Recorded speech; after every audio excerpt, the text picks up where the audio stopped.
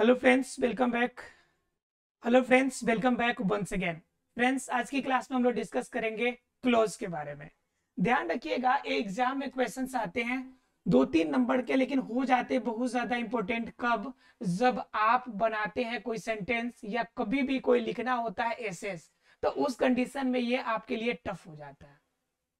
अगर एक बार आप इसे समझ लेते हैं तो आपकी लाइफ टाइम के लिए क्या हो जाता है, सेटलमेंट हो जाता है फिर। ठीक है, द क्लॉज की चर्चा हम लोग करेंगे।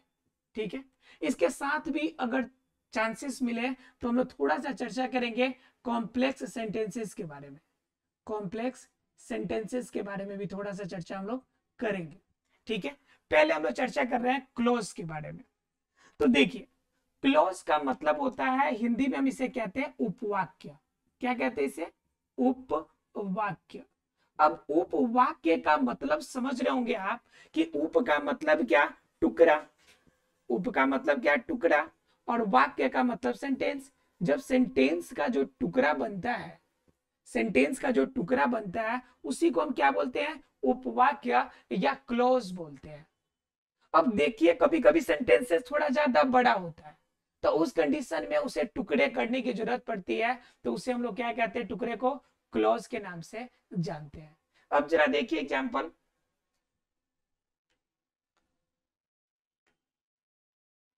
आई saw a girl who was dancing in a playground। अब जरा सेंटेंस को ध्यान से देखिए, यहाँ पे दो सेंटेंसेस हैं। यहाँ पे दो सेंटेंसेस है। एक है आपका आई सॉ अ गर्ल, एक है who was dancing in playground. ठीक है, अगर इस सेंटेंस को अलग अलग तोड़ दे तो क्या बनेगा? एक सेंटेंस बन जाएगा आई सॉ अ गर्ल, और एक सेंटेंस और बन जाएगा शी वाज डांसिंग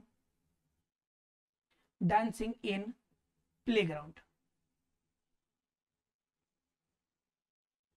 ठीक है, सेंटेंसेस दो बन गए, आई सॉ अ गर्ल और दूसरा क्या हो जाएगा? She was dancing in playground. दो पार्ट बन गए। अब जरा दोनों पार्ट को इंडिविजुअलाइज कर लीजिए।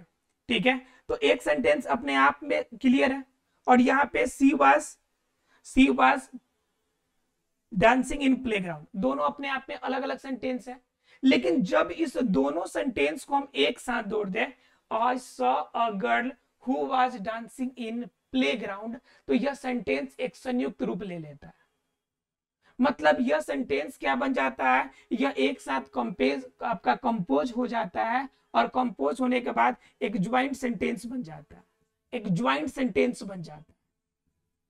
अब ये जुड़ गया सेंटेंस, तो इस सेंटेंस के अंदर दो पार्ट हो गए और दोनों एक दूसरे पर निर्भर होंगे। एक सेंटेंस को हम कहते हैं प्रिंसिपल, अर्थात कि क्लॉज जो होगा दो भागों में बटेगा, और एक भाग हमारा जो होगा वह प्रिंसिपल कहलाएगा, प्रिंसिपल क्लॉज कहलाएगा, और दूसरा पार्ट एक और बटेगा जिसे हम लोग कहेंगे सबऑर्डिनेट क्लॉज। क्या कहेंगे? सब ऑर्डिनेट क्लॉज। ठीक है, कितने पार्ट हो गए? दो पार्ट होंगे, एक प्रिंसिपल क्लॉज और दूसरा सबऑर्डिनेट क्लॉज। देखिए, एग्जाम में जो चीजें आपको दिखाई पड़ती है हमेशा वैसा नहीं होता है। ठीक उसी प्रकार से यहां पर चीजें हैं। यहाँ पे कह रहा है कि प्रिंसिपल क्लॉज और सबऑर्डिनेट क्लॉज। प्रिंसिपल का मतलब होता है जो वाक्य स्वतंत्र रूप में हो, जो वाक्य किस रूप में हो? स्वतंत्र रूप में हो। और सबऑर्डिनेट का मतलब क्या होता है? जो किसी पर क्या हो? निर्भर हो, जो किसी पर निर्भर हो। जरा सेंटेंस देखकर बताइए कि इसमें कौन सा सेंटेंसेस आपको निर्भर लग रहा है और कौन से सेंटेंस आपका क्या लग रहा है? स्वतंत्र लग रहा है। तो आप कहिएगा I saw a girl who was dancing in playground.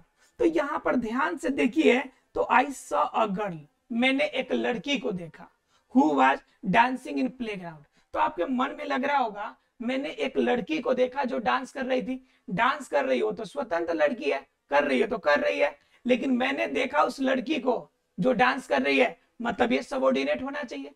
लेकिन ऐसा बिल्कुल भी नहीं होता है। आप क्या करते हैं कि कुछ ऐसी चीजें देखते हैं जो कभी कभी होता है नहीं। मतलब क्या कि आई सॉ अ गर्ल, मैंने एक लड़की को देखा, यह सेंटेंस अपने आप में स्वतंत्र है और यह पार्ट कहलाएगा प्रिंसिपल क्लॉज। क्या कहलाएगा? प्रिंसिपल क्लॉज कहलाएगा। और यहाँ पे who was dancing a playground in playground, यह आपका सबऑर्डिनेट क्लॉज कहलाएगा। क्या कहलाएगा? सबऑर्डिनेट क्लॉज कहलाएगा।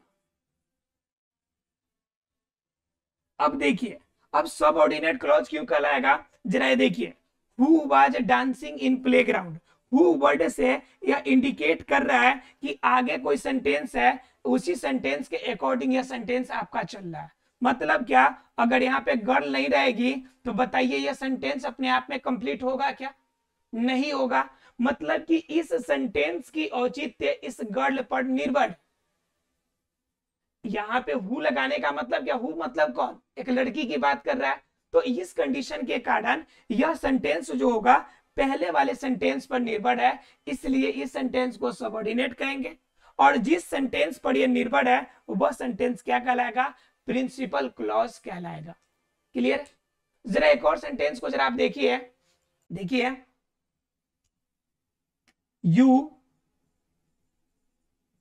You will pass the exam if you work hard।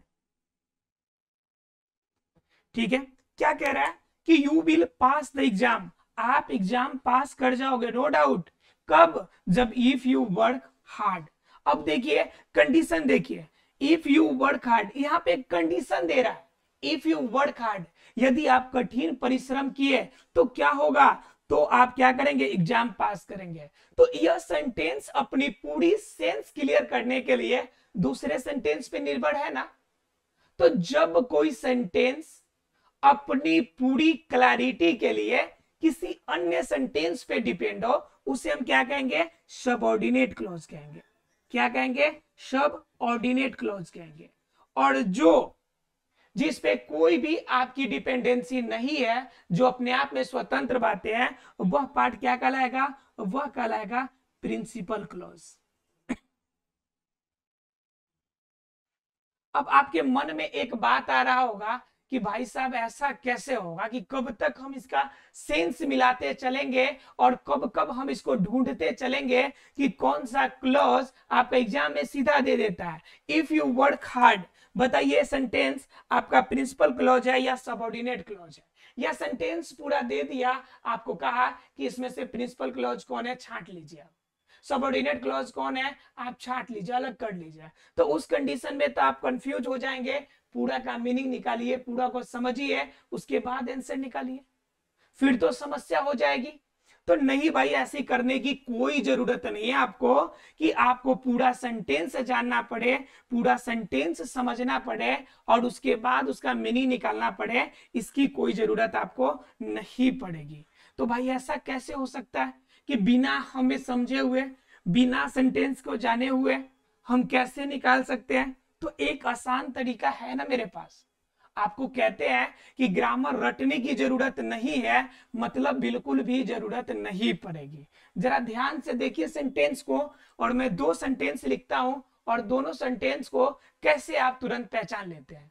बस तरीका आपको मेरे अकॉर्डिंग अप्लाई करना है। He was absent because he was ill। सीधी सी बात है, वो बीमार थी, इस वजह से वो क्या हो गई? एब्सेंट हो गई। दूसरी बात देखिए,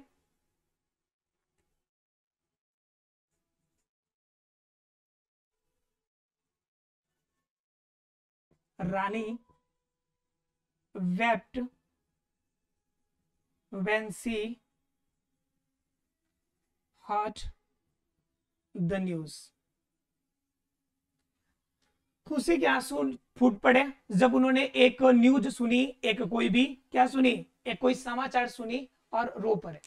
अब जरा दोनों सेंटेंस को देखिए, सेंटेंस नंबर फर्स्ट और सेंटेंस नंबर सेकेंड, और दोनों के अंदर आपको प्रिंसिपल और सबऑर्डिनेट क्लॉज आपको छांटने हैं।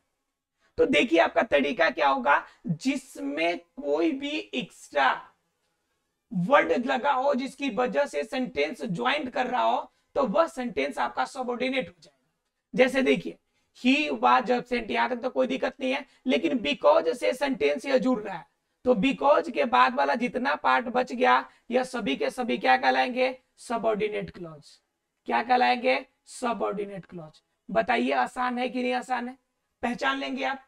उसके बाद देखिए दूसरे में Rani wept when she heard the news. अब देखिए रानी वेप्ट तक तो ठीक है, लेकिन व्हेन से सेंटेंस जुड़ रहा है, तो यह पार्ट क्या कहलाएगा आपका, यह पार्ट हो जाएगा आपका सब ऑर्डिनेट क्लॉज हो जाएगा। सब ऑर्डिनेट क्या हो जाएगा, क्लॉज हो जाएगा। क्लियर है, और ये भी पार्ट आपका सब ऑर्डिनेट क्लॉज हो जाएगा। अब बताइए जब पार्ट हमारा सब ऑर्डिनेट निकल गया, तो बताइए क्या बच गया, ही वाज एब्सेंट, या क्या बच गया हमारा, तो प्रिंसिपल क्लॉज बच गया। अब बताइए रानी वेप्ट कौन सा पार्ट बच गया, तो प्रिंसिपल क्लॉज बच गया। क्या बच गया, प्रिंसिपल क्लॉज बच गया। अब कहने का मतलब क्या है कि जब भी हमें क्लॉज पहचानना हो, तो हमें क्या करना है कि हमें कुछ कंजक्शन, कुछ वर्ड्स, कुछ प्रोनाउंस के कुछ पार्ट्स ऑफ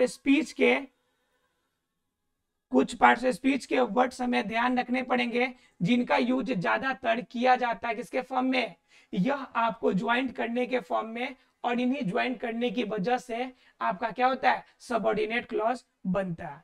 तो कोई कंजक्शन हो सकता है या कोई भी अदर पार्ट्स ऑफ स्पीच आपके ज्वाइंट के रूप में काम कर सकता है। हो सकता है कि यह पार्ट क्या होगा आपका, यह ये भी हो सकता है कि प्रीपोजिशन भी काम कर ले। तो इसमें क्या क्या आ जाएगा आपका, जैसे देख लीजिए इफ हो सकता है, वेन होगा, हु हो जाएगा, हुज हो जाएगा, ठीक है। उसके बाद क्या हो जाएगा, बिकॉज हो जाएगा, बिकॉज हो जाएगा, कॉज होगा, रीजन ऑफ हो जाएगा, इन स्पाइट ऑफ हो जाएगा।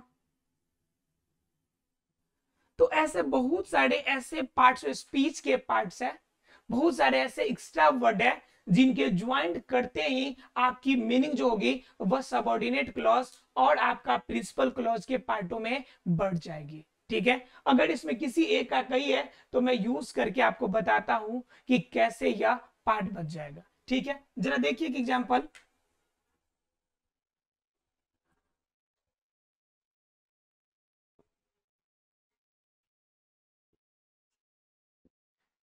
देखिए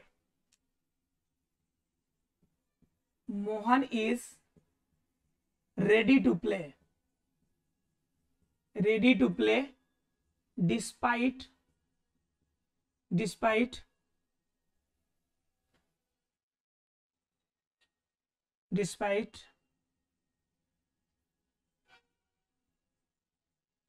getting a